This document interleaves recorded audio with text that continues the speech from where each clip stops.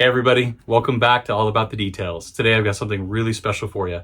I just picked up a new daily driver. I'm so excited because I found a 2009 Infiniti G37. And you might think to yourself, wow, that's an older car. What are you doing? Like, you can get a newer car, which is true, but I was looking for a really fun project and this is it. This car is an absolute gem. It was well taken care of. It was meticulously maintained, but as you can imagine, it needs some love. This car spent some time in Arizona. I've got to tell you, out of all the cars I've detailed, I've never had such a challenge with paint decontamination. This thing was covered in water spots. It was covered in tree sap. And since it's been in Arizona, it was baked on. And it's probably been baked on for more than a decade. I struggled getting this car decontaminated, and I went through a wild process doing it. Now, I couldn't be more excited. This car is an absolute gem. It's got an awesome V6. It handles amazing. It's rear wheel drive. It's such a nice design. This is always a head turner. It's always a car that I look back on. It's really a car that really stands out. But like I mentioned, this is something that's going to need some TLC. It's going to need some elbow grease. It's going to need some sweat equity. And that's where this comes in today. So here's the second thing I'm excited about. I've been saving this Cerakote version 2. This is the second version of the Cerakote for just this project. There hasn't been a lot of videos made on Cerakote version 2. I haven't seen any. I, like many of you, got the first version, and after seeing all the videos where it wasn't working, honestly, I didn't want to go through the trouble of putting it on my car and having it not work, like so many people had it not work. And so Cerakote, they heard everybody's complaints. They went back to the drawing board. They came out with version 2. Now, we're going to find out together if version 2 is legit. Cerakote has not paid me for this. If it fails, we're going to find out. If it works great, we're going to find out. Now, I'm very intentionally putting this on my daily driver so that I can wash this weekly. I can put it through the rigors of daily life. I can do all the things that we do to our cars, and let's see if this ceramic coating is the real deal. Does it hold up? We're going to find out. Now, I will do future videos on this car talking about just that. But for now, let's get the car decontaminated. Let's get it dialed in. Let's get rid of the water spots, all the tree sap. Let's get the interior fixed.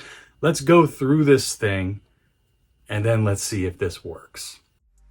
So here you have it, 2009 Infiniti G37 Journey. This engine is 3.7 liter, a monster V6 making 328 horsepower, 269 pound-foot of torque, 7-speed automatic with manual shift mode, depending on where you look, somewhere in the neighborhood of 5 seconds, 0 to 60. Tops out at about 155, and that is electronically limited. This car is an absolute pleasure to drive. It's a lot of fun, rear-wheel drive, and just a blast. Looking at the car, you might think to yourself, you know what, it does not look contaminated. The paint looks like it's in good shape, and really that's what you see at a glance. But when you really dig into it, the paint was like sandpaper. The glass, sandpaper.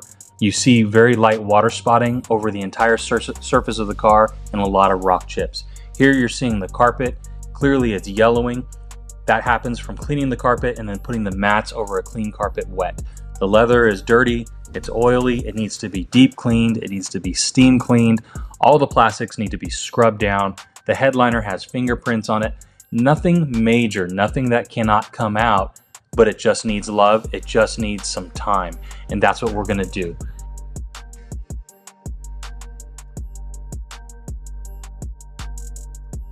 Look at the steering wheel. That steering wheel is brown. When I steam cleaned that steering wheel, when I really got into it, this is what it looked like when it was done. That steering wheel was black. It absolutely made all the difference in the world, and that's the kind of body oil that this car had on the inside. Now, as we move to the outside of the car, we're looking at the plastics. All the plastics were this faded. Fortunately, there's not a lot of cladding on this car, but this is some of the worst fading I've ever seen.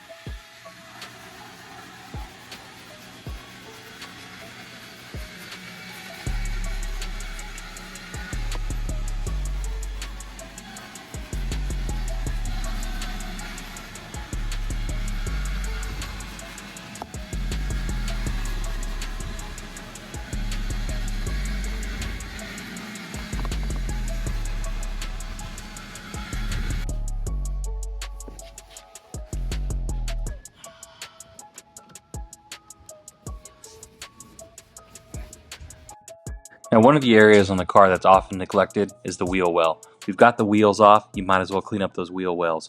It's something that your eye picks up, whether you realize it or not. When it's dirty and faded, your eye notices it. This technique is called framing. Don't neglect your wheel wells.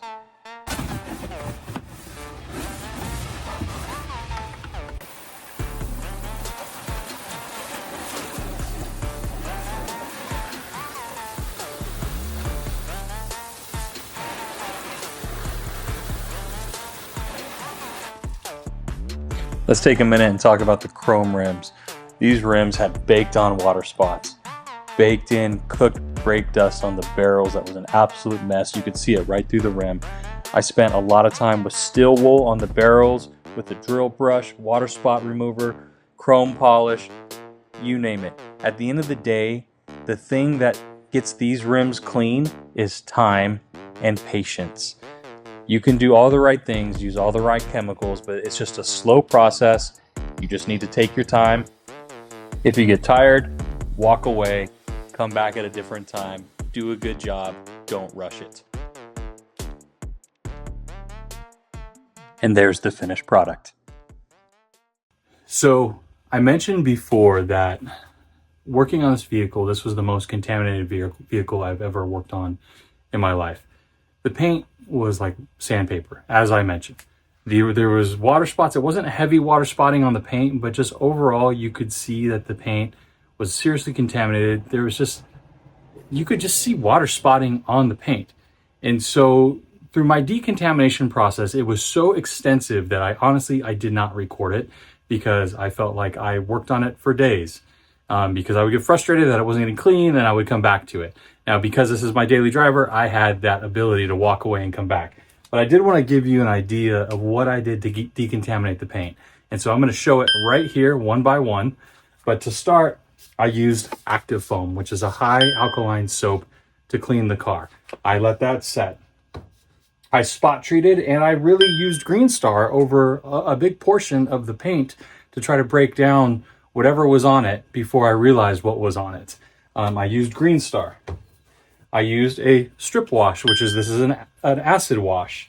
I used water spot remover over the entire car.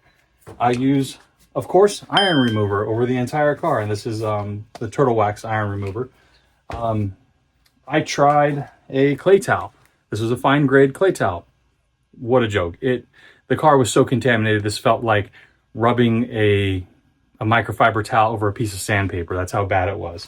And then I ended up stepping up to a very heavy grade clay bar, which, I wanted to obviously inflict the least amount of damage I possibly could. And so I went through the whole chemical decontamination process, and then I stepped into the mechanical decontamination process, realizing that this was dried on, baked on tree sap, and it was not coming loose. This got it off. This got it off with some effort, but I did find, since this was a heavy grade clay bar, I marred the paint in places. Like I could see marring that I inflicted. And so I was frustrated by that as well. The final step was a mechanical decontamination with a wool pad and a heavy compound. I did a 2-step polish on the car, which you'll see in the video. You'll see me polishing. You won't see me do the final finishing polish, but I did a 2-stage polish on the car. And so you could see all the things that I did to decontaminate the car. It was a lengthy process, and it came out great, but this was years, probably more than a decade of baked on tree sap and water spots. In the following illustrations, just wanted to go through quickly what you're doing with a mechanical decontamination. You see brake dust, acid rain, water spots, industrial fallout on your paint. You're doing the best you can with chemical decontamination to remove all of these pollutants on your paint. However, even doing the best you can, even really going through this process, you're still going to have embedded material into your clear coat. And so in the next shot, you'll see the detailing clay. The clay bar is actually going to pull the bonded contaminants out of the clear coat. The bonded contaminants are stuck in your clear coat. Picture a dagger driven straight into your clear coat. That is what it looks like under a microscope. In the final shot, you'll see the contaminated surface, and on the right, you see the clear surface. Now let's go a little bit through what we're talking about. You'll see me here working with the clay bar. It's going to be very short, fast movements. I am not applying a lot of pressure. I'm trying to get the tree sap off and whatever is left on the paint that the chemical decontamination left behind. You'll also notice that I'm using the foam soap as a lubricant, which works very well. Now that the paint's decontaminated, fully clay barred, one of the biggest challenges with this vehicle was the many rock chips all over the hood and fenders. Let's address those next. I'm using a technique that I've always heard called needling, where you use a syringe and a needle to fill in the rock chips. Now this is a very slow, methodical process, but it works very well. You have to make sure the surface is completely clean, and then once the paint dries, you do need to level it. Now, since I'm going to be doing a 2-stage paint correction, the compound I'm going to use will level the paint. But I'm going to let this dry for a couple days before I ever touch it with a polisher or compound.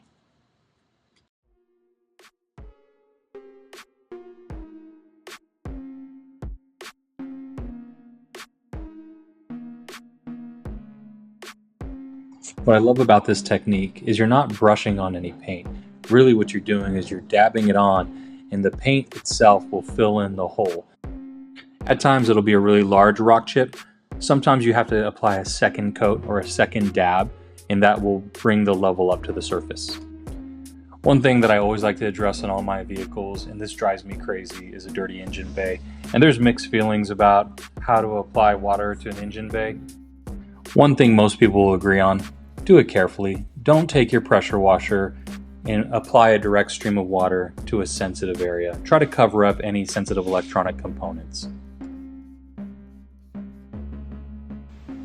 I'm excited to try a new product. It's Kokemi Motorplast. It seems to get great reviews. You apply it on a wet engine liberally, and that's kind of it. You let it dry on its own, and what you do is get a finished result. Let's see how this works.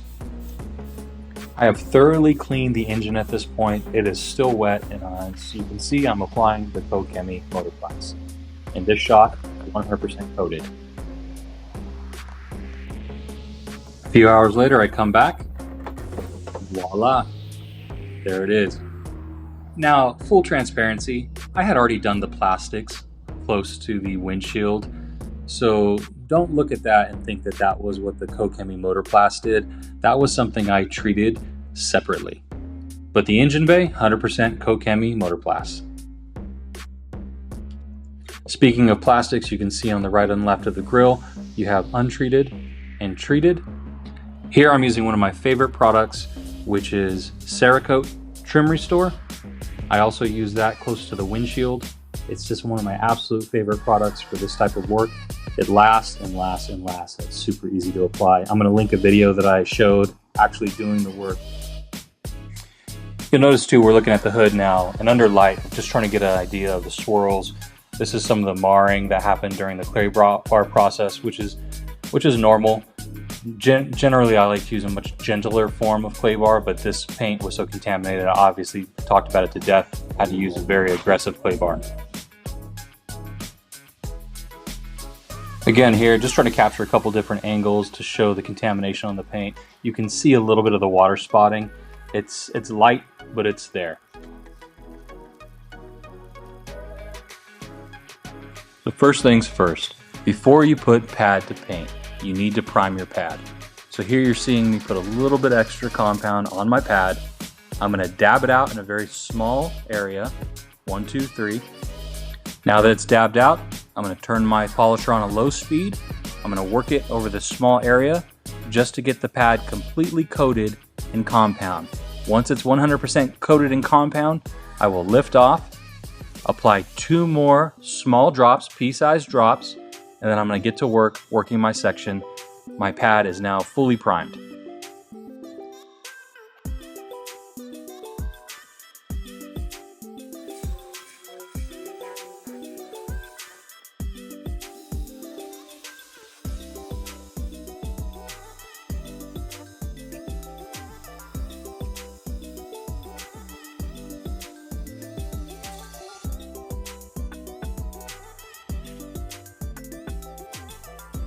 Now, as you're seeing me work some of the most contaminated areas, some of the heaviest swirled areas, I am using a heavy wool cutting pad. This is the Rupes Blue, which is one of my favorite cutting pads. I'm also using the Kokemi Heavy Cut, which is first time I'm trying this compound, and I like it pretty well. The only issue I really had was it was a hot day and I did experience some light dusting. I prefer no dusting, but after 2 passes, you see the finished result. I haven't even gone through the final polishing stage. It really brightened it up very nicely. I did like this compound. You see that? It's very cloudy. It's very cloudy and water spotted. Try to clean that up.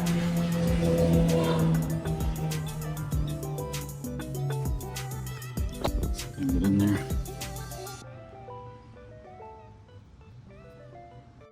Here's a quick example of some of the water spotting that I saw throughout the car. You can see it clearly on the tail lights.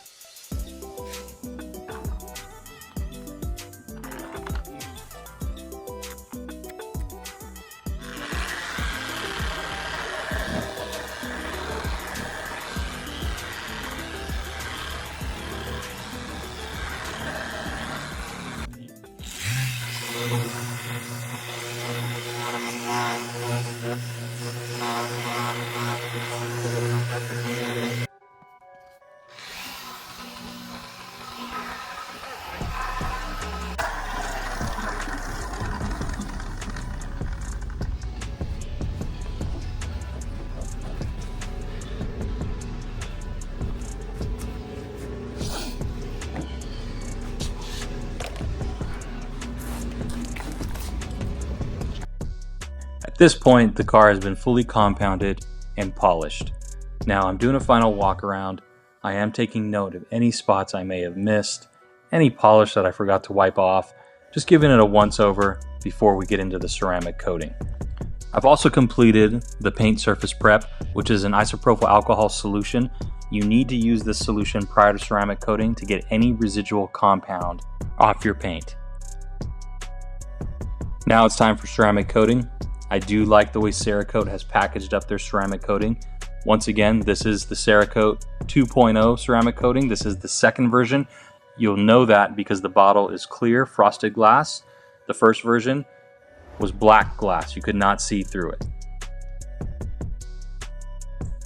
Now, Cerakote does recommend shaking the bottle well, applying a generous amount to the applicator pad. I'm not going to work in a huge area. For example, in this shot, you're just going to see me do the front quarter panel. You do let it cure for 5 minutes. They recommend 5 minutes. You will see it sweat. Now, I intentionally waited for warmer weather to apply the Cerakote. The first version, they were having some problems with curing, and some of the thought was that it had to do with the colder climates that it was being applied in. Now, they seem to have fixed that. At least they said they fixed that, but I did wait for warmer weather. The ambient temperature outside right now, about 85 degrees Fahrenheit, maybe a little bit shy of 85 degrees, but it's warm.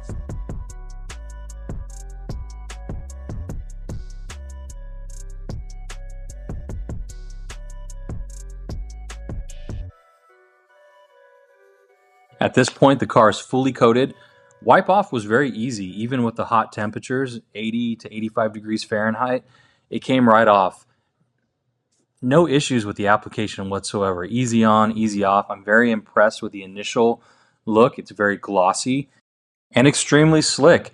I will say the slickness on this one is as slick as some of the best coatings I've used, if not even a little bit better. Very impressed so far with the results. Very impressed with the ease of application.